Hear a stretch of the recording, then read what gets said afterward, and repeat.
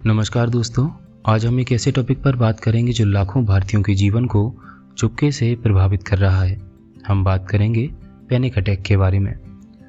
हो सकता है आपने भी कभी एक्सपीरियंस किया हो या आपके आसपास किसी और व्यक्ति ने इसे अनुभव किया हो।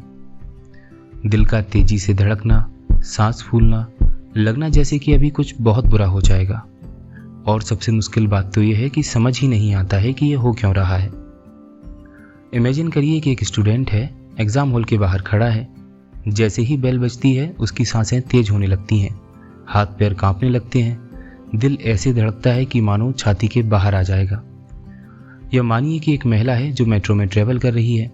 अचानक भीड़ में उसका दम घुटने लगता है, वह खुद को फंसा हुआ महसूस करने लगती है। वो चीखना चाहती है पर उसके गले से आवाज़ बाहर नहीं आती। ये दोनों ही कंडीशन पैनिक अटैक की हो सकती हैं। जब दिमाग बिना किसी असल खतरे के सिग्नल को भांपने लगता है तो हम मान के चलते हैं कि पैनिक अटैक की कंडीशन बनी हुई है। अब सवाल है, ये पैनिक अटैक होता क्यों है?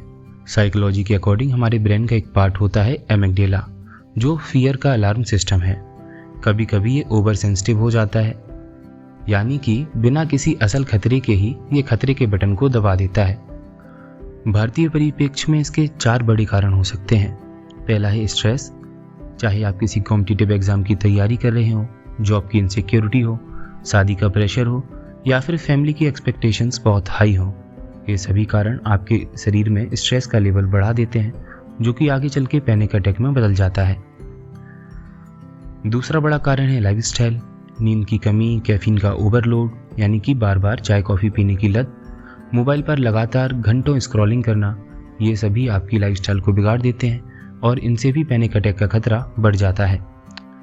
ट्रॉमा या एंजाइटी भी एक कारण हो सकता है। पास्ट में कोई पेनफुल इवेंट हो या फिर अभी मेंटल स्ट्रेस बहुत बड़ा हुआ हो, दोनों ही कारण आपके ट्रॉमा को बढ़ा देते हैं, जिससे कि स्ट्रेस ट्रिगर होता है और अंत में आपको पैनिक अटैक की परेशानी झेलनी पड़ती है।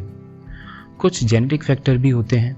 अगर फैमिली में हिस्ट्री रही है, यानी कि आपके परिवार में पहले भी इस तरह की कोई एंजाइटी डिसऑर्डर या स्ट्रेस बढ़ाने वाली परेशानियां रही हैं, तो आपकी रिस्क बढ़ जाती है। आसान शब्दों में समझें तो जब बॉडी और माइंड ओवरलोड हो जाता है, यानी कि प्रेशर बहुत बढ़ जाता है, तो पैनिक अटैक ट्रिगर हो सकता है।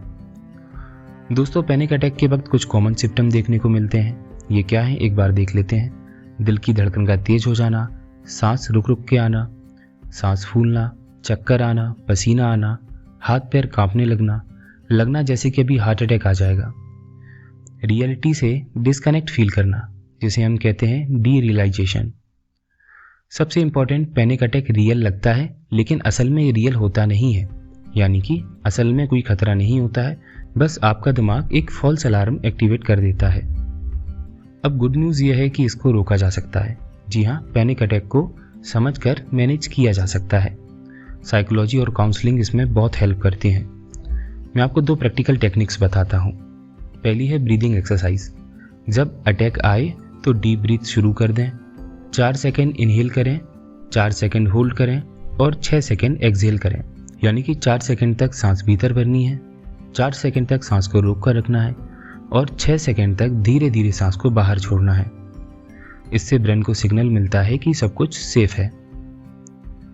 दूसरी टेक्निक है ग्राउंडिंग टेक्निक, यानी कि अपने आसपास की चीज़ों को देखना, उन्हें छूकर महसूस करना, आवाज़ को सुनना, किसी चीज़ की अगर खुशबू आ रही है तो उसे सूंघना और कुछ टेस्ट करके देखना। चाहे आपके पास पानी है तो पानी पीकर देख लेना।